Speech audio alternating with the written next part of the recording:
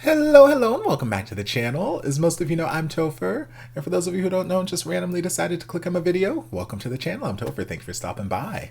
So we're here to do a reaction, and we're diving back into The Director Who Buys Me Dinner. We're diving into episode 9, the penultimate episode. We've got one episode left after this, and at the end of episode 8, Dong Baek was not feeling well, and he just passed out. Blah! Hit the ground. I'm like, oh, Lord, baby, I know you said you weren't feeling well, but I don't know what brought this on all of a sudden, what brought this fainting spell on. If it's just normal sickness, if it's the curse being activated some more, if it's something to do with Dennis, I don't know. But we're going to dive in and just find out. Also, even though we can just see a little sliver of them right now, this shot that we haven't paused on, his teeth are so gorgeous. They are so gorgeous. Oh, God. Okay, so there's only one episode left, so we're I guess ramping up to the finale. I don't know if in this moment, Udam staring outside the window looking at Dennis, if he is going to recognize, because I don't remember from the flashback if Dennis saw or if Udam saw the assassin. I know we got the close-up on the assassin's face and we know that that's Dennis, but I don't know if Udam got that because he was, focused on the fact that his baby just got shot and is dying in his arms. So I don't know if there was going to be like a recognition thing that happens there, but like we were staring intensely at each other for that last like 10 seconds before the episode ended. So I'm like, I don't know, but Dennis is losing it. He is losing it, and it just makes me question even more, like, what his motivations are. What are his motivations, and is he actually interested in Dong Baek, or is there like a lingering interest / rejection tied to Udam? Because I feel like that would make for an interesting, not twist, but like an interesting, I don't know, storytelling device, that all this time we've seen him kind of cling to Dong Baek because Dong Baek showed him kindness and understanding and has helped him in those moments when he was weak and vulnerable. So then, naturally we can see how people would try to flock towards that and be like, oh, this person understands me, they care about me, I'm not crushing on this person. It makes sense.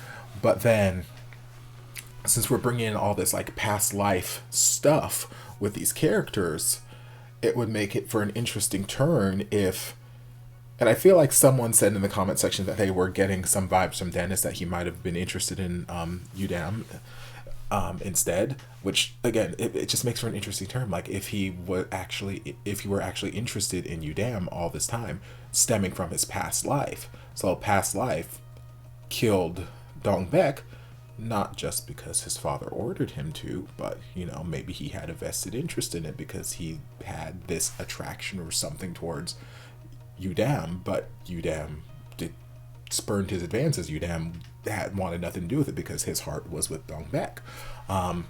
So then in this life, Dennis either reincarnated or I won't say that it's the same memory or same life as the assassin, because he doesn't seem to have the same memories, but he seems to have like feelings pulling him in general directions. So it makes some sort of narrative sense if that were the case, that his present day life found itself in the company of Udam and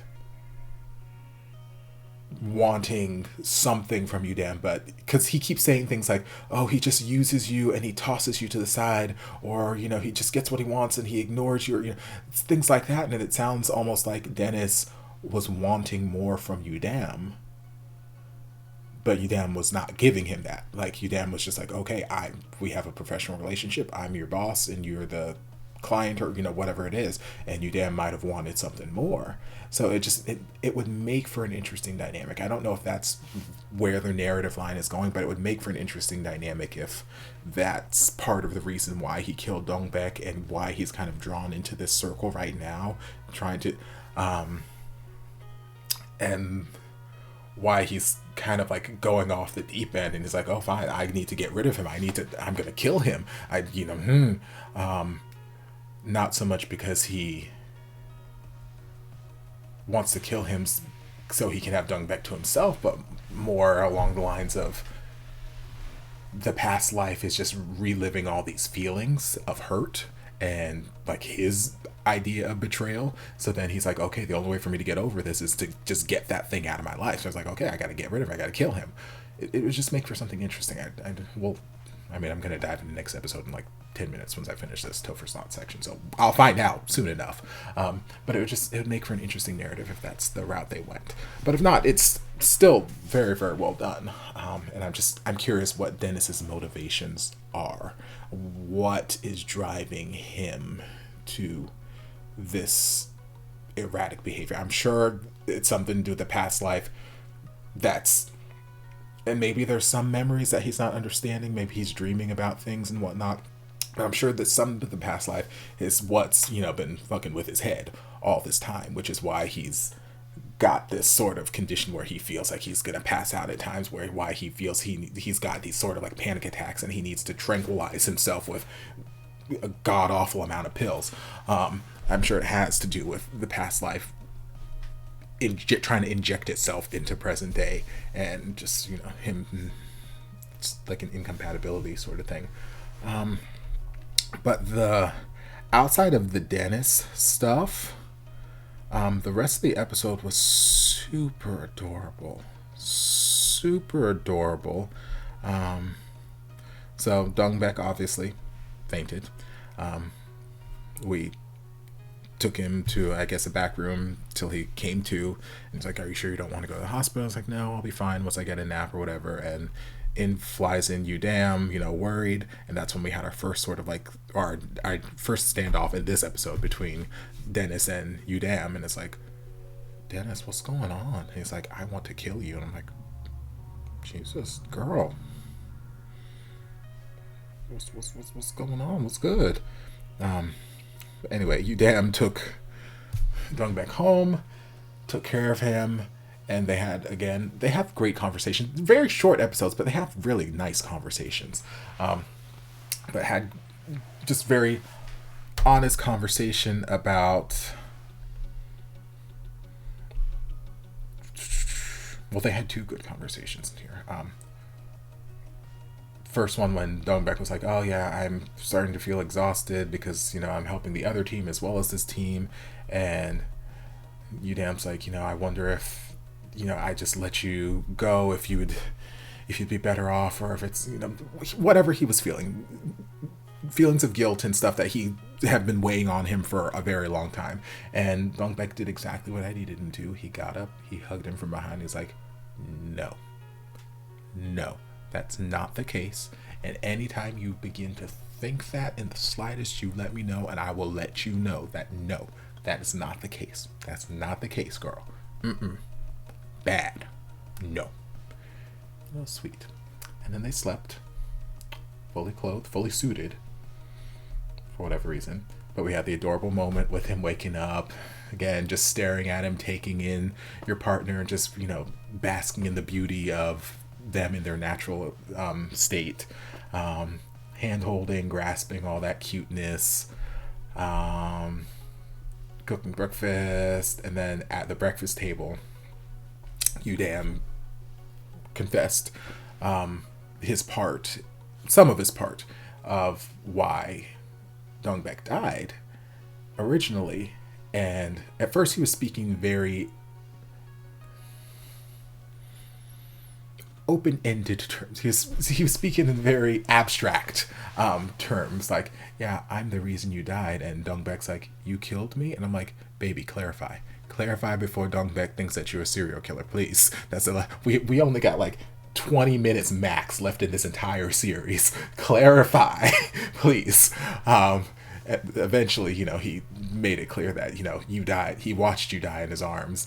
But I was like, please just tell him, like, no, I didn't pull the trigger. I didn't kill you, but I was there. You died. My daddy ordered a hit on you. I'm like, it will take far less time to just say the words, say the sentence, than to just beat around the bush abstractly. So just say, I loved you. My daddy did not want me involved with you, and he hired a hitman to kill you. Done.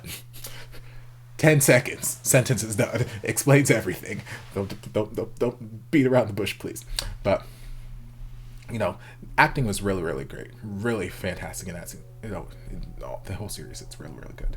But I love Dong Baek's response, and basically like, hey, whether it was back then or now, I chose to be with you. And so I don't remember anything that happened, but even still, I chose to be with you, and I'm happy with you, and it's okay. You know, don't worry about it. And then we had the absolutely stunning lighting, the gorgeous soundtrack, and then they just went in and just had this beautiful round of kisses. The kisses were okay themselves, but the moment itself was so damn beautiful and so well done. They know how to make quality moments in this series. It is very, very short. It's a very short series, but they make some of the just most beautiful looking moments, and it's just like, oh my god, the artistry, the cinematography is everything. And then we were all happy again, cuteness before work, and you know, oh, I won't be able to see you while I'm working, so I'm gonna kiss you now. And then Dennis calling because he's having another panic attack. Dong Baek not answering, or whoever, I'm assuming he was calling Dong Baek, not answering. So then Dennis decides, I'm just going to drive there. I need to get rid of him. I need to kill him. Arr! I'm like, girl, what is going on with you? So he flies up into the office in a rage. Dong Baek's trying to talk him down. He's spouting off craziness about how Udam always just uses people and tosses them away, and how, you know, he needs to end this, and, you know, don't get involved with him, this, that, the other. And Dong Baek is like literally shook. He is scared. He is frightened. Because yes, while in the past Dennis may have had some sort of episodes, and we can see that there is some bad blood between Udam and Dennis, Dennis has been, for the most part, relatively sane-ish when it's come to Dong Baek and their interactions. But like now, he's just like gone off a deep end, and Dong Baek is like, I don't know what to do. But this guy has me by the wrists, and this guy is, he's scary. He's frightening. You got a crazy man here who's talking about he wants to end my boyfriend. Like a couple days ago, he said, I want to kill you, to my boyfriend. So like, I don't know what the fuck I can do. But yeah, then Dong Baek got on the phone. Dennis fled with the letter opener, and that's where the episode ended. So, we're gonna just dive into the next episode and see where it goes. I hope you guys enjoyed this reaction. If you did, don't forget to like, comment, subscribe, share, turn on notifications to be notified when all of my shenanigans get posted. If there's anything else you'd like me to react to, be sure to leave it down in the comments, and I'll get to it as soon as I possibly can. If you'd like to support the channel in other ways, you're more than welcome to join us over on Patreon. You don't have to, but you're more than welcome to if you want to. And I'll see you guys in my next video. Love ya. Mwah. And before you guys go, I want to give a huge thank you to everyone supporting me over on Patreon. This channel would not be what it is today without your continued support, and I can't begin to thank you guys enough for all you've done for me. If you'd like to join us over on Patreon, the link is down in the description. I'll see you guys in my next video.